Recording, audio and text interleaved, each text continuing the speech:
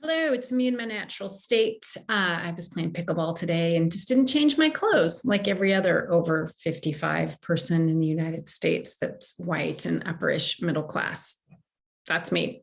Anyway, we are going to talk about first time sex. And this is actually something that is a very values based, personal choice belief system thing when you're talking with your kids about it.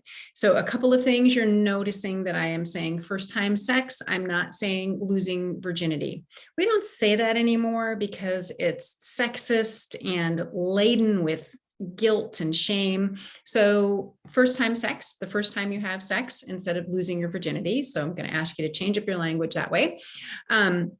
And the other reason is, yeah, anyway, do you get it right? Like the virgin thing. Ugh, anyway, so let that go.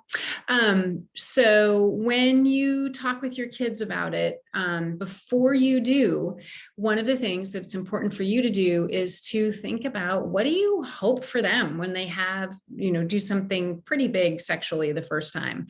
What do you hope for them? And what do you want them to know? And how do you want them to feel? And one of the easiest ways to sort this out is to just reflect on your own first time. I realize that you may not have chosen to have sex the first time you did, and super duper sorry about that. So what I would think about is the first time you chose to have sex. So think about that, and then think about what was missing. What information did you need? Do you wish you had waited? Was it just right? How was it for you? How was it for your partner? You're reflecting back. Would you do it all over again? And if you get a really strong yes, then it sounds like you had a lot of good things in place. If you get a or a then there was some good stuff. There was not, there was some bad stuff. So you're going to figure that out. And if you're like totally thumbs down, then again, super sorry. But you can also use that for information. So figure out, think about how is this for you? And then you get to think about what do you want for your kiddos when they're thinking about having sex for the first time. And so just so that's that. So you got to do some homework. Got to definitely do some homework because this is going to give you some guidelines, right? So you can talk with a kid of just about any age about the first time they choose to have sex or the first time they have sex. And what I would do is I would say, really clearly, I can tell you what we said to Milo. What you say is hey, the first time that you have sex or do something sexual with someone, this is what I hope. And so if you're having penis and vagina sex, then he's straight. So, when you have sex, we hope that, and expect that your partner is using some form of good birth control, that you use condoms because we don't want you getting an STI. We hope that you feel really connected and are in love with your partner, that you're able to talk about this stuff. This is how you're ready to have sex with someone. You can talk with them about it. Also that you're not feeling pressured, your partner's not feeling pressured, that it's a wholehearted yes, that you're ready to take this step in your relationship. And the other thing we talked about with him was that, especially your first time, it sets the tone in a lot of ways, for the rest of your sex life. Not always, but it's something that's big, that's always going to be with you. So just thinking about that kind of thing. And also, we talked with him about how long he should be in a relationship with somebody before he has, sex with them. We said, I don't even remember now. He's 21. Ship has sailed. He's living with his girlfriend. I think they're doing it. I know they are. She's on birth control. Anyway, don't repeat me. They wouldn't care. Sorry.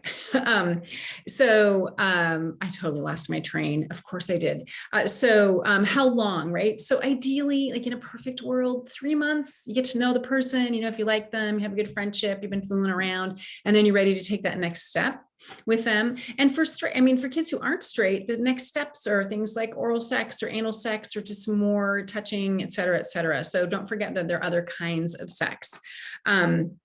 So ideally, 3 months, that would be great. Reality, not going to happen, but you want to just give them some kind of place they can, a marker in terms of, all right, when are we doing, is it okay to do this? And they have that little bit in their head. And then talking about, the reason to wait is because you need to get to know your partner. You need to be able to talk about this stuff. You need to feel comfortable, confident, ready, blah, blah, blah. The reality is they're just going to do it whenever they're going to do it. The other thing you probably want to talk about is hooking up, having a hookup. And just for me personally, when I was almost 18, my two best friends had been sexually active for, I don't know how long, a lot longer than me. And I had not had sex, and they were like, get it over with. Tell Milo this story too. Get it over with, just get it over with. It's not that big of a deal. So I picked a guy, had a little nookie run, which anyway, had a nookie run from Ashland, Oregon to Berkeley, California. And I got it over with this guy who was lovely, and he knew what was going on. I wrote him a letter and said I wanted him to be my first. And so there was some good things about that because I was empowered, but it really was basically a hookup. There was no more relationship happening. And so ideally, for a first time having sex, you're with someone, like you're in a relationship with them.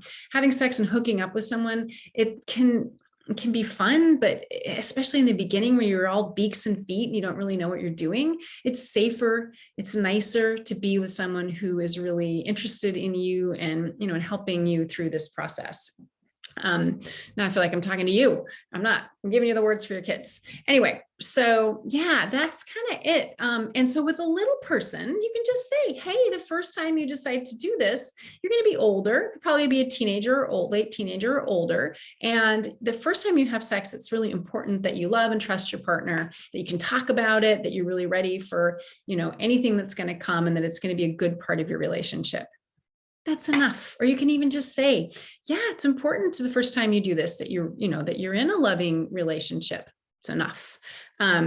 So as your kids get older, of course, they're not going to want to listen to you. And as usual, the rules are, suck it up, buttercup. And they can't close their ears. Well, they can, but they really can't close their ears. So just, go ahead and talk about this. One other thing, of course, when we're talking about sex and sexual behavior and doing sexual stuff, we should really push on the fact that it is intended to feel good, that it should feel good. And in order to have pleasurable sex with someone, especially when you're just learning how to be sexual with someone, it's really important that that is front and center, and that if something doesn't feel good, they should be empowered and comfortable enough to say, no, thank you, stop that nonsense. Okay. So here I am. Nobody's shown up to hang out with me. So you get 10 minutes of me in my post pickleball outfit. And thank you for listening. And just if you're even going to listen to this, just so you know, I'm making some changes to the Solution Center. I'm going to increase the price, not for you.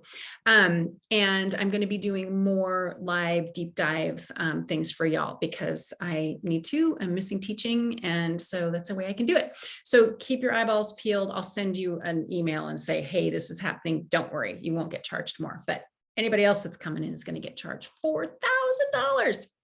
Just kidding. Okay, thanks. Have a good one.